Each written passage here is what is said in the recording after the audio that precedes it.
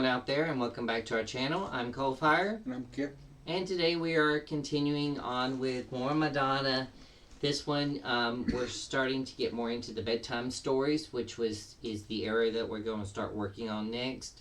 There may be a few more that's out there that's not related to it, but in the same kind of area between the erotica and the bedtime. But this one is Madonna Bedtime Stories promotion for the MTV interview of 1994. It's only 11 minutes long, but like I said, no stone unturned. New album, Bedtime Stories. Can you tell me the concept behind the album, the thinking behind this album? Well, I think most of the songs are about a kind of a spiritual struggle, or coming to terms with a spiritual struggle, or coming to realizations about, well, life, really. I know it sounds kind of general, but that's really what it is. And there's a romantic theme within the album, of course. Yeah. There is a move from sex to romanticism. Well, let's say eroticism and romanticism.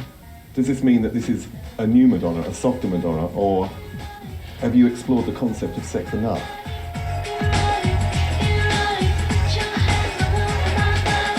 No,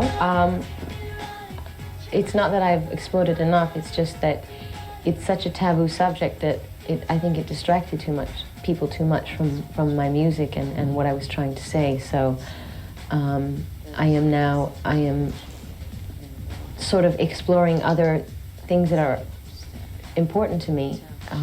It's not that eroticism and sex isn't important to me, but romance is too, and I'm exploring that. And it's just another part of me. In what way do you think it distracted people, though, just in terms of the press? Because sex is a taboo subject, period. You're just not supposed to talk about it. So. Okay, the first song's called Survival. But are you a natural-born survivor? Is it something that you've actually had to learn? I think that you learn to survive. I think life teaches you how to survive. I don't think anyone's born a survivor. But, you know, it's like if you throw a child into a swimming pool, they sink or swim. You know, you teach yourself based on the circumstances that are thrown in your way. Or you don't, one or the other. But do you think that because you had a long period where you were not in the public eye, you know, when you were younger? When was that? Oh. Can you remember that far back? But actually those experiences at that time... I think that gave me a good, strong base to stand on. But I think more importantly, since I was very young, I've had situations thrown in my face where I had to survive, and I had to teach myself to survive and find resources to be strong. I think that's the real reason that I've been learning how to be a survivor since I was very young. There's a stereotypical vision of icons as being victims of their own success. Have you ever felt that you've been a victim of success?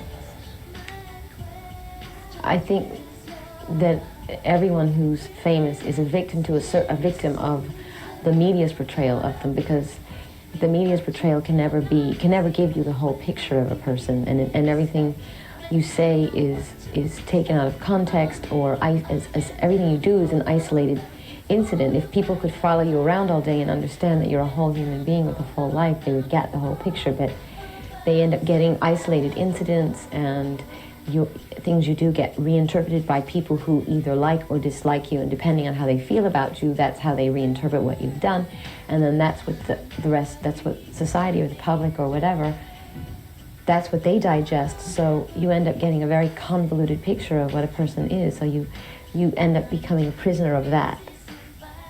And that is the downside of being famous. Are you being punished then? You know, I mean, that is... Well, that's part of it. I mean, it is. I do feel. I don't think success is punishing me, but I think that the media just started to sort of jump on this bandwagon of beating up on me, because there were so many people that were upset with what I was doing a couple of years ago, and that just was kind of the very unoriginal direction everyone went in, and said, okay, let's just everything that she does, let's beat her up. I mean, that's what it felt like, you know. And I found that I was being, that no matter what I did after I published my book, that everything was a response to my book, not what I was doing. So it Yeah. did feel kind of like a punishment, but I do hate using that word because everyone at this point has said it to me a million times, and I'm not sitting in my room going, I'm being punished, it's not fair, you know. But has there ever been a time where you have been tempted or have manipulated the press yourself? Or I have been tempted. Okay, where you have manipulated. Well, I suppose I have known that certain things that I would do would provoke a certain reaction. I have known that, so I suppose that is a purposeful manipulation to a certain extent. But on the other hand, it always, I never compromised what I was trying to say artistically, so. Is real success about taking risks and the route to happiness or Absolutely, fulfillment? in every way. In every area of your In life? every you way, think? yeah. Yeah. There aren't many people in this world that take risks, though, really. 'Tis a pity. Do you think if you'd been a man, you would have had an easier ride? Actually, there are people that take risks, but they're not famous. You see, most people that are famous want to, and are popular, quote unquote, want to maintain their popularity. So in order to maintain your popularity, you can't take risks, because if you take risks, you might offend people. If you offend people, you can't maintain your popularity. So I know lots of people that take risks. They just don't happen to be in the public eye or in the limelight or whatever you want to call it. Do you think it would have been easier if you had been a man? I mean, in terms of how the media have gone for you because of the sex book. If it had been a man, it would have been a different thing. I think so, yeah. Is that just because society is sexist, is homophobic, is racist? Yes, yes. It's a man's world.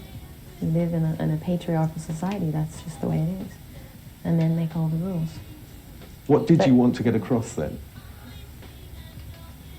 With what? With the book, Which what did you circumstance? want to get across? Because it's obviously been clouded, isn't it? It's been... Just basically that it's all right to have sexual fantasies, that it's all right to play with them, to talk about them, that it's all right, that there's nothing wrong with you if you're attracted to darker things, that you know, and also to have a sense of humor about it, because most of the writing in the book is very tongue-in-cheek and meant to be taken that way. And actually to take the wind out of like the dark, naughty nature of sexuality and to make fun of how society like pushes it in the closet and makes everyone feel a sense of shame about it. So, and the fact that everyone reacted that way with a sense of shame was precisely the point that I was trying to make, you know, about society and how we need to change. Sanctuary is another song. Do you think sanctuary can be found in another person, or sanctuary is about finding it within yourself? I think the starting point, I think that happiness has to come first within yourself. I think you can find happiness with someone, but ultimately you can't rely on someone to give you happiness. You have to give it to yourself. That song is like, I want to be married, I want to be carried. But I mean it in the metaphorical sense. It's here in your heart, I want to be carried. It's here in your soul, I want to be married. It's about connecting to someone, to finding your soulmate, not necessarily getting married. But do you have a romantic ideal in terms of soulmate? Listen to my record. Yeah, I know. I can see there obviously is one there. What is it though, for you? What is a romantic Just ideal? everything that we've been talking about. I mean, just that. I mean, being passionate about what you do, standing for what you believe in, and having friends that feel the same way, taking risks, and being in love with someone who feels that way. I mean, that's, I suppose, a romantic point of view. I think artists generally want to fall in love with other artists or other creative people. Why? Because the soul of an artist is... Because if you're a true artist, then you take chances and you take risks, and no one else can really understand why you do it except another artist. That sounds like a recipe for disaster. I would have thought the best person would be almost like a businessman somewhere. You could have the soul of an artist and be an investment banker. I'm not saying that you have to be, an expressionist painter or, a performance artist or something to understand, but you have to... I can't describe, and I can't describe to you what the soul of an artist is. It's just something that you know and feel it instinctually. You say, well, that person understands me. Have you ever wanted to be gay? No, I want to be who I am, and I have feelings. I've had feelings towards other women that were sexual. I've been sexually attracted to other women, and I suppose you would say that that's feeling gay. I don't know, and that feels fine. But I think ultimately, I'm very attracted to men. So, and I don't sit here and go, oh, I wish that I was a lesbian. Or I wish I was a gay man. I wish to be who I am. I think you have to define your own parameters if you do not live a conventional lifestyle, period, whether you're straight or gay or what. And I never think about labels, you know, like I never think, oh, I'm attracted to this, so that makes me this. That's a waste of time. That's what society needs to do all the time to feel safe. Okay, how important is commercial success to you in all your ventures? Well, I have to pay the rent, so it's important. And I've got lots of rents to pay, so. I mean, me personally as an artist, it's always most important for me not to compromise myself artistically, but I would be a liar if I said that I didn't care whether my record sold or my movies did well or my record company did well. That is important to me too.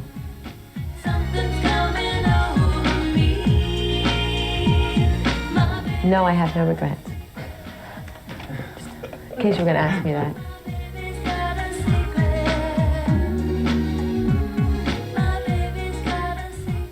New album, Bedtime. I think that was a very short but yet substance interview. Very low key.